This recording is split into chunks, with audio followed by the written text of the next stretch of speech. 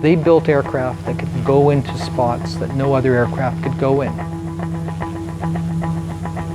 It made places accessible that were never accessible before. There's nothing else that can do that job that successfully. It's so tough. I just don't build planes like that. You can always rely on the Beaver.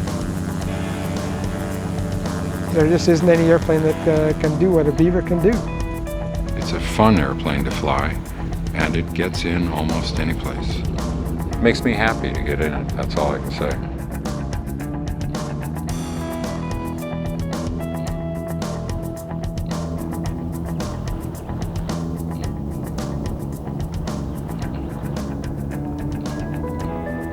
Rows of old military planes rusting in the hot desert sun.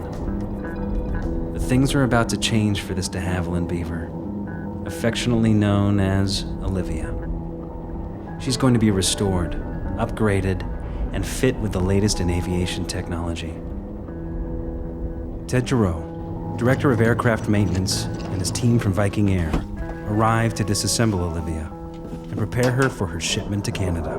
This is exciting because you know, it's not too often you see an original military Beaver that's been sitting around for decades in a desert, just waiting to be regenerated. If an airframe could talk, I'm sure this would have a lot to talk about. Ted plans to bring her back from the desert and update her to become the quintessential modern-day Beaver. You know, the notion that an airplane will wear out or there's some kind of age limit on an aircraft doesn't really make much sense anymore. With the capabilities that we have come up with for restoration techniques, well, they're tough old birds, and given half a chance, they can usually be brought back from whatever happens to them. A lot of the float planes have been to the bottom at least once or twice. Somebody will find one, pull it out, and put it back in the air. Actor Harrison Ford is an avid pilot. He was so impressed with the plane that he chose to rescue his own military Beaver and have it expertly restored. The first time I flew a Beaver was after I agreed to do a film called 6 Days, 7 Nights. This is my plane. This is a de Havilland Beaver. This is one of the safest, Most reliable aircraft ever built. I think that's the line. It was after that film completed that I decided I wanted a Beaver of my own, and set out to try and find one and do the work on it to restore it to pristine condition. I wanted an aircraft that was as good as new, and maybe a little better. The Beaver's original design was conceived in the early 1940s by the team at the de Havilland Aircraft Company of Canada, located just north of Toronto. In that building, small teams of engineers and designers basically gathered around work tables and benches and built the aircraft that we know as the Beaver. De Havilland Canada's goal was to open up Canada's north in much the same way the railway opened the west. The Beaver was conceived as a half-ton flying pickup truck, capable of taking off and landing in very short distances, on land, water, or snow. One of the leading figures in the development of the Beaver is P.C. Garrett, Philip Garrett. Garrett, as head of the company, recognized during the war that the company had to enter the commercial market in order to survive. There was no promise of government contracts at the end of the war. Phil wanted to produce the first Canadian all-metal bush plane, and he wanted it to have stoll characteristics and lots of power. That's what pilots ask for. The Beaver was a risk. It was a huge risk. They basically were betting the company on this airplane, the bush plane. But they knew there was a market requirement. Olivia is a pretty nice name for this Beaver. It's a classy name for a classy airplane. The plan is to get Olivia ready in time to attend the Beaver's 60th anniversary celebration, to be held on the grounds of the original factory. Olivia will be stripped down to her frame. She'll get a modern engine, Extra seats, doors, windows, fuel tanks, new avionics, and amphibious floats making her capable of landing on virtually all terrain. It's going to be a monumental task. See, it's pretty rough. Sitting in the desert too long, we got somebody pulled the emergency fuel oil shut off there. There's no oil in it. And this little lever on the, I've never actually really seen one of these before. This is a little lever that you would use to hand crank your engine from the starter. That's kind of neat. Another interesting item, it's got right hand, left hand arming. This is the release for the bomb mechanisms. Oh boy. Needs a bit of work. And you know what? We're just the people to do it. By the 1940s, bush planes represented a vital link to the isolated communities across Canada. It's an essential service for most of the North, and there's always this temptation to load the airplane up. But at the same time, you have to get off the lake and you have to clear the trees at the end of the lake. So you have this conundrum, maximum payload, but you still want to get off and clear the trees. Because if you find yourself a little low and the trees around the lake coming up fast, you want to be able to pull up and you can do that in a Beaver.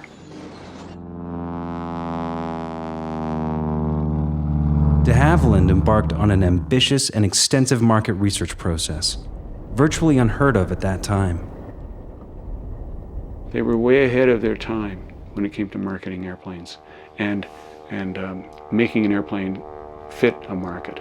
The Beaver was a lot of bush pilots' ideas put together of just what they would like to see, what would help them with their work in flying these airplanes. And remember, they had to make a living with them, and that was difficult. This typewritten survey had to reach pilots working under extreme conditions in remote locations.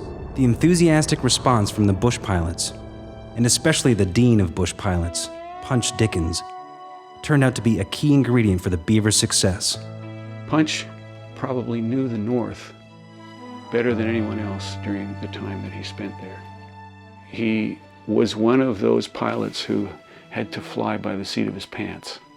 When it was pointed out that this airplane was not going to be very fast, he said, all you have to do is be able to fly faster than a dog sled.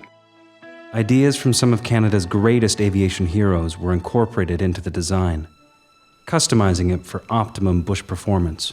With all the answers that he got back from the pilots and all the encouragement to build this airplane, they went ahead. They really had their heart and soul in it. There is a phenomenon known as beaver hunting, and Neil Aird is known to many as King Beaver. His early interest in the plane has become a lifelong passion, and now, a full-time job. I decided to do planes that were about the same age as I was. The Beaver was born, let's say it was conceived probably around 1946, and they've gone off all over the world and they've come back to Canada. I thought, well, this is Canadian, I'm a new Canadian. Well, I'd like to gradually try to find out what happened to most of the Beaver aircraft and try to have each one represented. It's detective work, and it's like the mother lode, you know, you're panning for gold and suddenly there's a nugget. It's like a hunter, you know. You don't know if the quarry is going to be there or not. Aird aims to create a virtual museum for all 1,692 beavers ever made.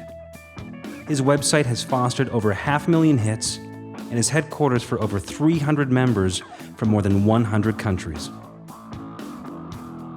I always say that even people who are not interested in airplanes can get a lot of pleasure from it because each Beaver aircraft will be in a remarkable setting, be it the Canadian bush, the Sahara Desert, the high Arctic, and people expect there to be a new Beaver every day. People in Romania, United Arab Emirates, something like 110 countries now people have been looking. Neil tracks the lifespan and history of every beaver he can find, including Olivia. She's very popular. There she is. After serving in the Korean War, Olivia worked for the Texas Department of Agriculture before ending up at the Pima Air and Space Museum. I presume she's going to get a Canadian registration. Oh yeah, they're trying to get C-G-O-D-H as Olivia de Havilland. Despite all of the advancements in technology destined for Olivia, much of her work will be done by hand, just as de Havilland built them so many years before.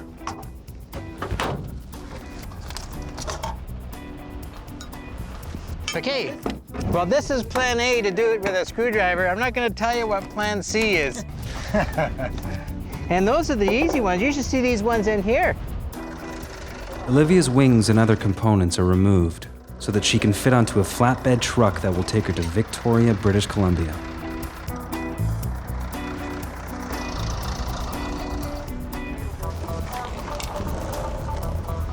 Man, that seems so easy. We're going to raise the airplane, but because of the way the wind's blowing, we'll need Dave in the back to sort of hold it because the tail's going to want to swing. Right, it's right back here. This could get exciting. Exciting's good.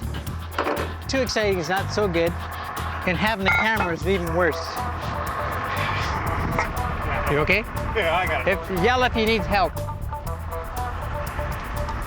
Okay, Dave, we're moving.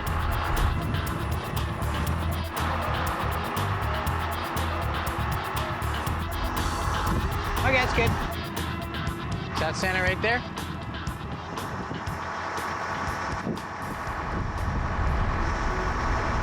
In 1946, Ontario's Department of Lands and Forests recognized the need to replace their fleet of cloth bush planes, and it pitted two of Canada's leading plane builders against each other, de Havilland's Beaver versus Fairchild's Husky. The race was on. Both the design of the Husky and the Beaver were quite innovative for their day. They had to keep it highly aerodynamic, and they had to keep it small. The company was at stake. Try to secure it all up so it ends up back home in one piece. Not all over the road. It'll be fine. Olivia begins the long trip from Tucson, Arizona to Victoria, British Columbia. It's the first step in an extraordinary transformation. To me, it was really goggly-eyed airplane. You got in, you're goggly-eyed. It was so nice.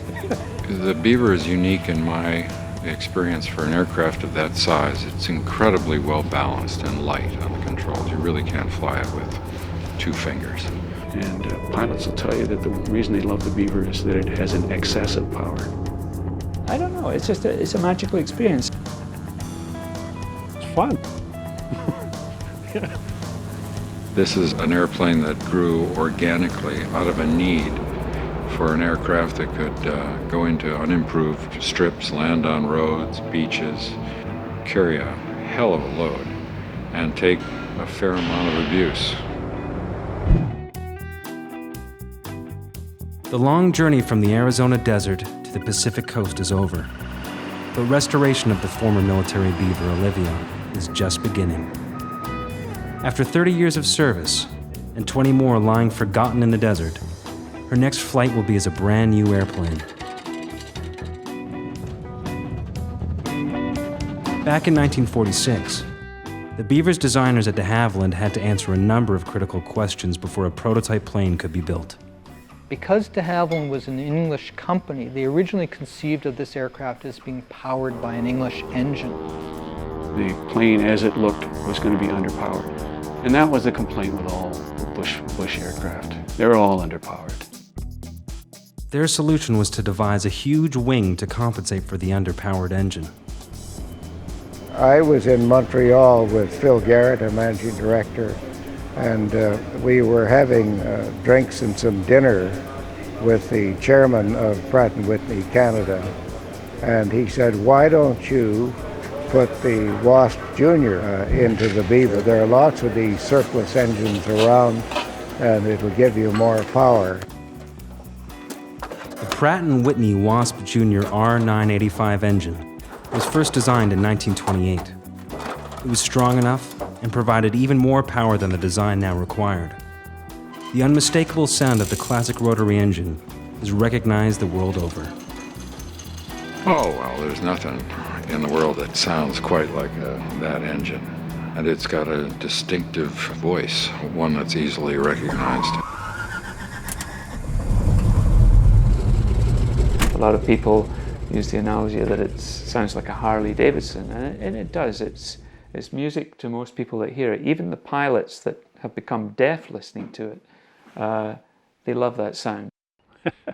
They're a noisy airplane, but round engines are music, as far as I'm concerned.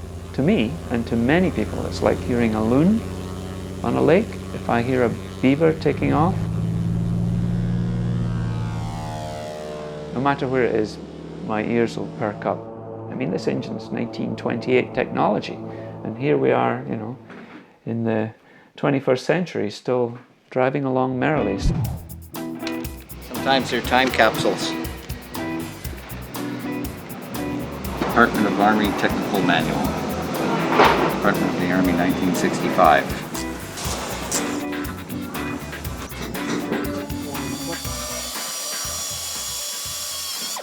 All the weathered and worn parts of the old Olivia are shed to make way for her modern makeover. The team at Viking is determined. They want her airborne in time for the 60th anniversary of the test flight in 1947. The first Beaver to ever be flown was air tested by 2 pilots. George Neal and Russ Bannock. This is a big thrill of me to have them on the website. Up in the Whitsundays. There's George. Hey. Hi, George. Nice to see you. See you. In familiar ground. Eh? Russ came from the Air Force. He was flying mosquitoes overseas during the war. And he came over out of the Air Force and right into the civvy job. And that's where they had the Beaver when they rolled out for you to fly. Yeah, that's right. The competition was already well into prototype test flying. The manufacturing team at de Havilland had to work fast, and the clock was ticking. So I waited until they called me to come down and fly the airplane. There were a number of the engineering people and staff here watching. So I simply piled into the airplane and got the engine started. And it taxied out onto the runway. And after I was satisfied that the controls were all working fine, I actually took off. We had a problem on the first flight. I was checking all the instruments and noticed that the oil pressure was going down fairly rapidly. When it was getting close to 0, I realized I better land. There was something wrong, so I simply throttled right back and did a glide approach and landing. When they drained the oil out after doing engine runs in the morning, there was a non-return valve in the drain that was put in backwards, and so 20-odd minutes it siphoned the oil out. And fortunately I had shut the engine down so it didn't do any damage. Taking off in a little plane with the oil scavenge pump installed upside down, you know, you wonder, these guys hadn't done a lot of this sort of stuff. And 2 hours later I came down and jumped in the airplane and took off again. And this time I stayed in the air pretty close to an hour. I was really quite pleased with the way it handled on that particular flight. But it jumped right off the runway and landing, make an approach at 75 miles an hour, and it's touched down, and I could have stopped in less than 100 yards. So that confirmed that it was going to be a real STOL airplane, short takeoff and landing. The Beaver would prove itself to be the first aircraft with short takeoff and landing capabilities. And some would say, the best, even to this day. We didn't have any backlog of orders. It was only a prototype. Russ checked me out in the Beaver, the land plane, of course, and then he turned it over to me when we wanted to do the float work. You could just feel that airplane leap into the air, and it did. It just leaped into the air. Well, then when I got it down on floats, we got airborne in about 10, 11 seconds. So that was just out of this world. And it'll always be known as the first fantastic airplane was STOL operation out of it. It was so advanced, it's just fantastic. There wasn't anything to touch it. Despite the apparent advantage of the Beaver, people tested the Husky. The Husky's larger capacity made more demands on the Wasp Junior engine than the smaller design of the Beaver. Favor soon turned to the plane with superior performance. You could tell, as soon as you compared the two of them, that the Husky was going to use all the power that that engine could produce, and the Beaver was not. And it really was as simple as that. And it wasn't too long after we got into prototype flying that we got an order for 6 Beavers from the Ontario Department of Lands and Forests. The Husky was defeated, and in the end, only 12 were ever produced. News of the Beaver's performance spread rapidly across the country.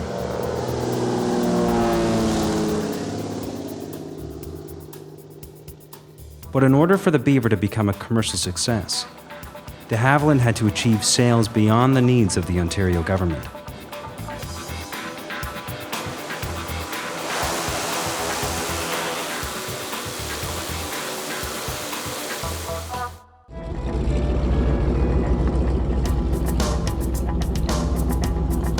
Would you like fire? I'd love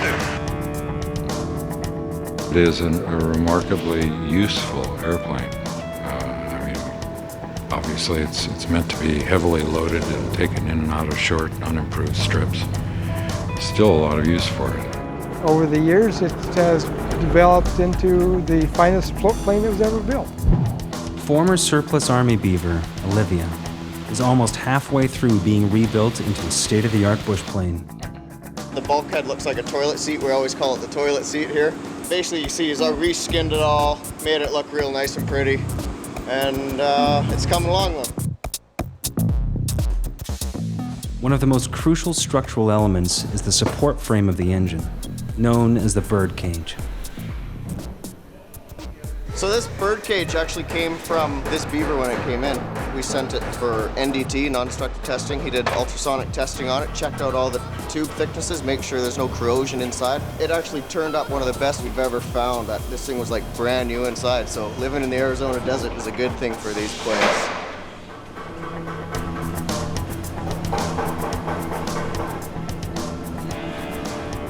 Sales of Beaver aircraft were not significant in the early days.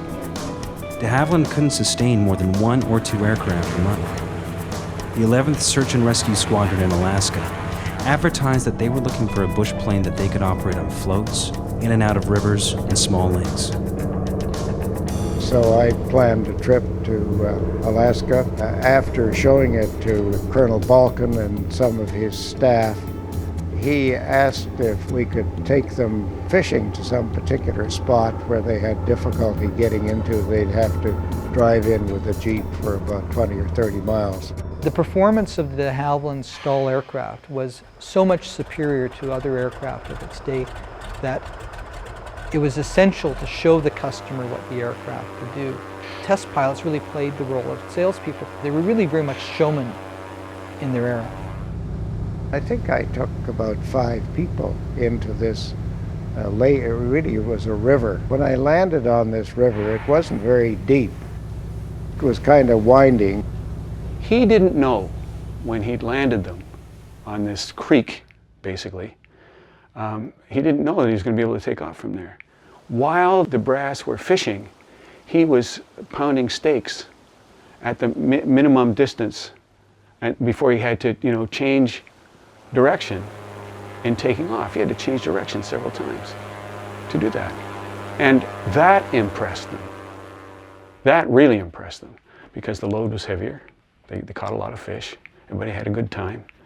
But they were astounded by what the airplane could do. Cessna had sent up a Cessna 195 to try to get this business. The two of us lined up. We took off side by side, and I think I was airborne and 300 feet in the air when the Cessna was still on the water. For the U.S. military to order a foreign-built aircraft, the Beaver would have to prove itself against the best America had to offer. The Beaver beat the competing aircraft hands down, and the political obstacles that may have existed soon disappeared. Not only did the Beaver win the day against stiff U.S. competition, but de Havilland secured the purchase of an impressive 973 beavers. It was unprecedented. First of all, no Canadian company has ever done that before or since. That's 1,000 airplanes. Beaver orders and production soared to 20-30 aircraft a month. When you look at Canadian-built aircraft, the Beaver today still holds the rank as the most produced aircraft. No other aircraft comes close. Now, the Beaver happened to cut its teeth in Korea. It was known as the General's Jeep. It did a lot of things like string wire, communication wire across valleys, transport wounded soldiers to and from the field, act as indeed, the Jeep for General Eisenhower when he went touring. Well, the Beaver was a tremendous aircraft for us out in the field. And once a pilot got checked out in it, it was like putting on your own coat. You were that comfortable with it. We're all attached to it and still are. A man who flew this aircraft in Vietnam and other places during the Vietnam War flew this aircraft for Air America, which of course is the unofficial airline of the CIA. For whatever reason, they put a patch in there. Maybe there was a dent there or a hole there or something. But it doesn't look very pretty, so we'll get rid of it.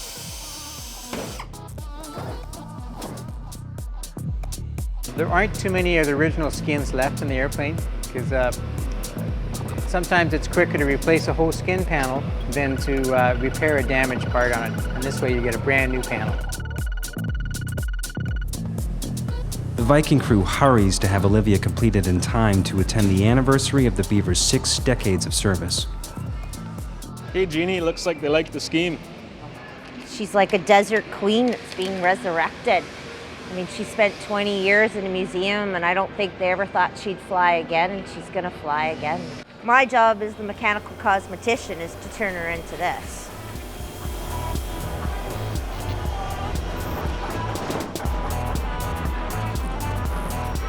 Today, maintaining and restoring existing Beaver planes is the only way to meet market demand. But in the 50s and 60s, de Havilland Canada saw an ever-increasing stream of customers for Beavers, spurred by the large sale to the U.S. Army. We sold almost 1,000 Beavers.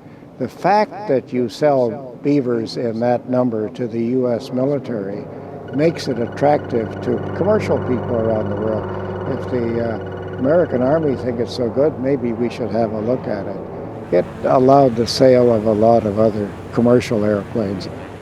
Wherever we went, we seemed to sell airplanes. We sold Beavers to other air forces, like the Austrian Air Force, the Dutch Air Force. The British Army had 46 Beaver aircraft delivered. They flew in just about every part of the world. And we had them in service for 27 years until 1989. This is an illustration of our last Beaver. It's still flying in military regulation colours. It's still flying on the British Military Register. And we've had it as part of our historic aircraft flight now since 1990. And it's very much a display draw. People come to look at this airplane because of its history in the British Army. But we've operated the aircraft across the globe. Sometimes some of the operations the Beavers went into in wars in the Middle East or in the Far East, right down in the dirt next to the soldiers who are actually doing the fighting, resupplying them, casualty evacuation. You could always rely on a Beaver. And I think actually most of us are disappointed it's no longer in service. Kelly did excellent bodywork to her, so all her cellulite's gone, so she's nice and smooth. And why that's so important to me, Olivia's gonna get a de Havilland symbol. It'll have an airplane in the middle, and it'll be the same colors, contrasting colors as her stripes. So it'll be red and gold, and that'll look really cool because her tail will be very flashy. And that's very important on a nice lady.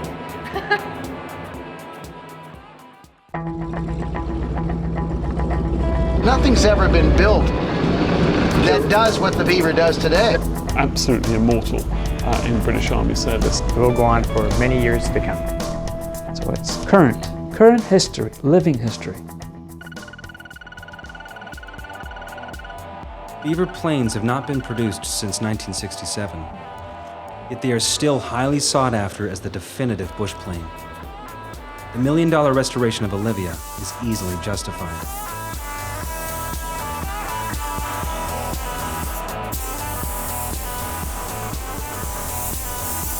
In the mid-60s, aviation technology was advancing fast. New turbine engines opened up the industry for faster, quieter travel.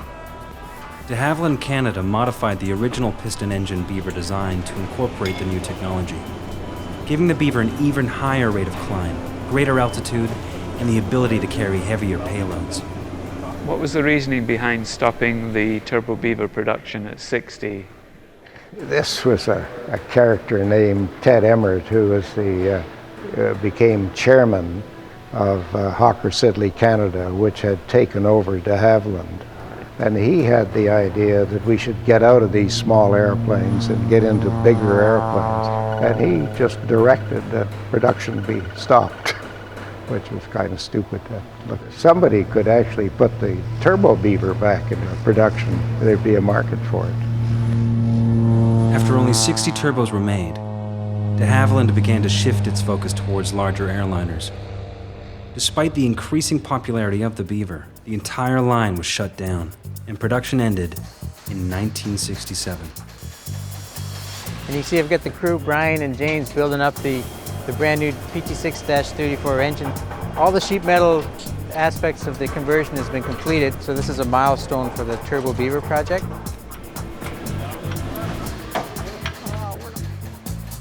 It's just so easy to damage it up. You know, you got 3 or 4 people putting the engine in, and if you ding the side of the engine case, the engine has to be shipped back to an overhaul facility to be repaired. But the problem here is that we don't have any extra time to put the airplane together. We just can't afford to have anything like that happen. They're hoping we're going to have the airplane completed before they go to the show. It's going to be pretty close. You never know if the airplane's going to teach you a little lesson right at the very end. You know, as long as we concentrate on what we're doing, I think we'll be okay. After more than 50 years, the demand for the Beaver remains. Because they're not manufactured anymore, the fleet is technically getting smaller. The value of the aircraft is such that you can do it economically by rebuilding an airplane. Can you ask him to stop hammering for like 20 minutes? Our airplane embodies conversions and upgrades from other companies too that we've certified for use on the Turbo Beaver and on the Piston Beaver, and you know, so I think it's an industry effort. It's unbelievable the industry that is developed around a product that hasn't been in production for 40 years. Well, a great airplane doesn't mean that there aren't a lot of things that can be done to it to make it even greater. For instance, this one has an AOG stole kit, which is a leading edge cuff, drooped wingtips, and a reset of the wing angle, which makes the plane fly flatter. It goes a little faster and lands a little slower. Open, you can put an ATV inside this airplane. You can put practically anything. If you could fit an elephant through the door, you could fly with it. It's quite incredible. The aircraft has evolved and adapted with the generations to perform many more modern roles. When I first came to Kenmore Air Harbor, we had one de Havilland Beaver. Every pilot was jealous of whoever wasn't flying it, you know. And so pretty soon we got another airplane, and then another airplane. Since we were operating the airplanes ourselves, we would find that the airplane itself had a few shortcomings. Kenmore Air was the next company to modify the design with new ideas and modern technology. We were able to develop different modifications for the airplane. We were the very first ones to do these modifications. We put a steering system, so now we have steering improvement, and that made the pilots very happy. Where the original steps were round steel tubes with 3 people sitting across. The largest part of your body is the shoulders, and so the shoulder sticks out right into this area where the flat window was, and now it's a bubble. Just about every Beaver seaplane flying in the world now, I think, has 1 or 2 or several of the Kenmore modifications. So it's kind of fun to see how it's been accepted around the world in the Beaver market.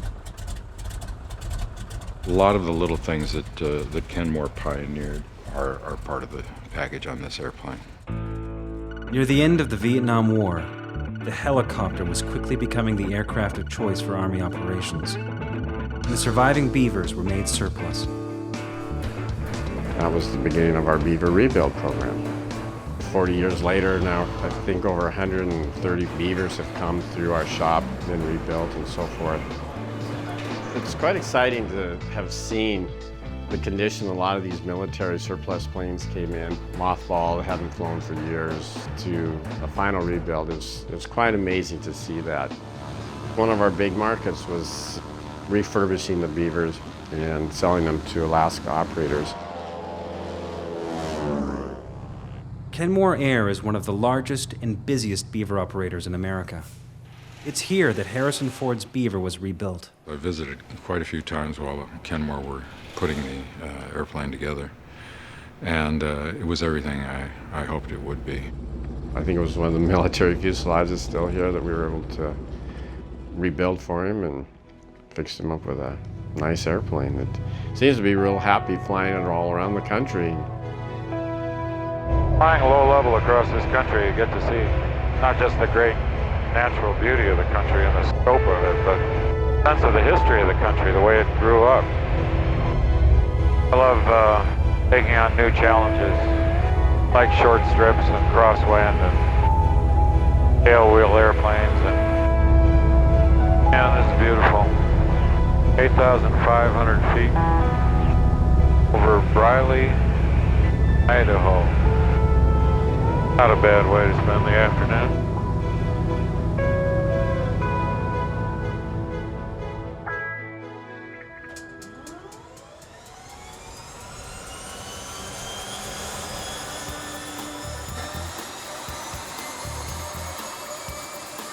After much anticipation, Olivia's airframe is seeing engine power for the first time in decades. It's nice to hear that sound of that engine running, and especially when everything's working like that. You know, we breathed some new life into it today. I think it's going to be a battle right to the end to see if we're going to finish on time or not. This aircraft harkens back to the time when airplanes were much simpler machines than they are now. Where are you going? Rosie! Rosie, what are you doing? I can't fly this thing! I guess part of the simplicity results in a feel and a contact with the airplane that you don't have perhaps with some other more complex airplanes. Although no new Beavers have been made since de Havilland stopped production in 1967, they are still much in demand. Prospective buyers have to hunt down, rescue, and restore old surplus planes like Olivia. Floats are on, the engine's on, the tail's on, and once we get the wings on, we can finish rigging the flight controls. So, yeah, I mean, there's only, a week till they want to depart, so there's not much time left. With few remaining days left until takeoff, Olivia is in final assembly.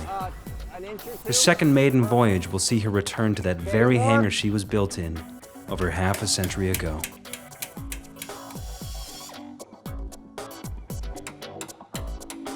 You can see we've got the wings on Olivia, and she doesn't even look close to the airplane that went down and took apart in Arizona.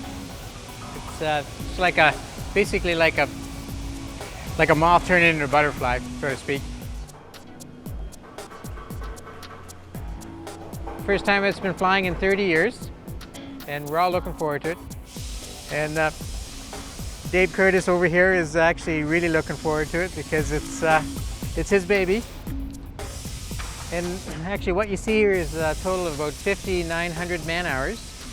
And it's quite a bit because we had to do a lot of work. It's been sitting in the desert for 30 years. And in a few more minutes, we're gonna go flying. Make sure we don't do any hanger rash on it. Olivia is transformed into a high-tech marvel, ready to cross the country in honor of the Beaver's 60th year in service. The plane was found in the Arizona desert. We fell in love with it. It had a name, Olivia. Olivia de Havilland, movie star. Perhaps, yes. excited to, to be able to take this airplane to Toronto to the show. Performed beautifully on the test flight. It's like a new airplane. After only 1.8 hours of test flying, Viking Air's chief pilot, Don Behrens, begins the 4,500-kilometer trip across the country. Where do you suppose it is? Sounds like it's right over the building. There it is. There it is. I see it. Oh, isn't it pretty?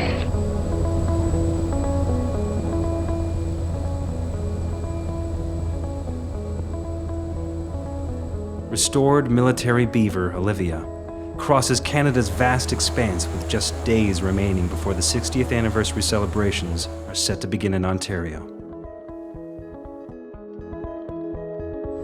Terrain ahead. Pull up.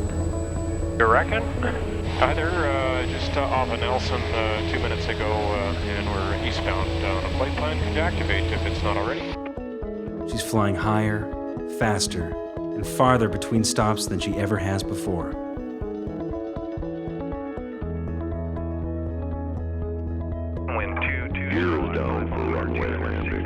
So here we are in Sault Ste. Marie. We're within a couple hours of Downsview, her birthplace. Well, there was a couple of instances along the way where the weather was a little on the sketchy side, but we managed to make it through.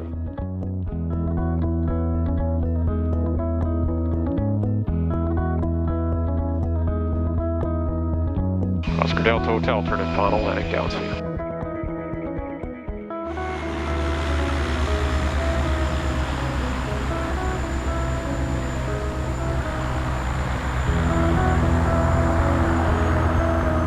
And we're on the runway and wondering where the whole show is going to be. Proceed straight to the end of runway 33, exit to your left. Okay, check that, thanks. We see them now. Olivia now finds herself back on the very tarmac from which she first took flight. While we certainly purchased all the rights to the airplanes, I look at it more like we're the stewards. I hope to be here in 40 years on a panel, The Beaver's original test pilot, Russ Bannock, flew to the event in his son Michael's own Turbo Beaver, and now meet the newest restored Beaver for the first time. I don't think there's any difference for speed, but there he is. I do. Do you know my daughter's name is Olivia? Yes, I know that. Yeah. Olivia de Havilland. And you saw the registration? Yes, on I this? did. She was here, Olivia de Havilland. I met her. Yeah, my mother still talks about this. Yeah, really?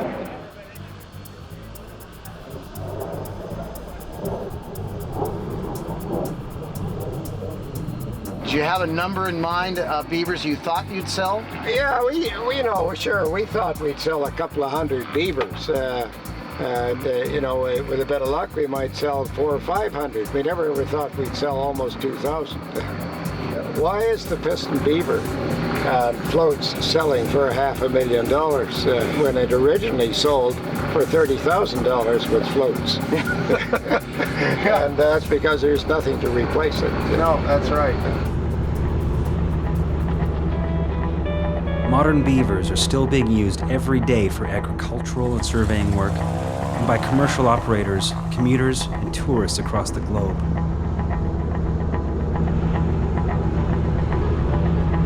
One of the things I like best about flying, I guess, is that when I'm up here, I'm another pilot, another airplane, not a movie actor. First tailwheel airplane I flew was the de Havilland Beaver. I'd never really seen one up close. Very impressive airplane. It spreads over so many years and it's not finished yet. The Beaver, they call it the Immortal Beaver, and it is. I never really thought that when I did the first flight 60 years ago, they would still be flying off of this same runway, same airfield, in a Turbo Beaver 60 years later.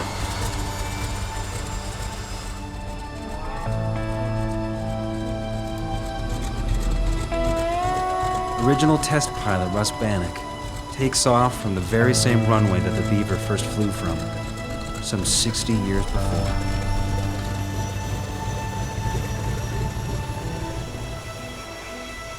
Open here to go. We're clear to go. Everything looks good there.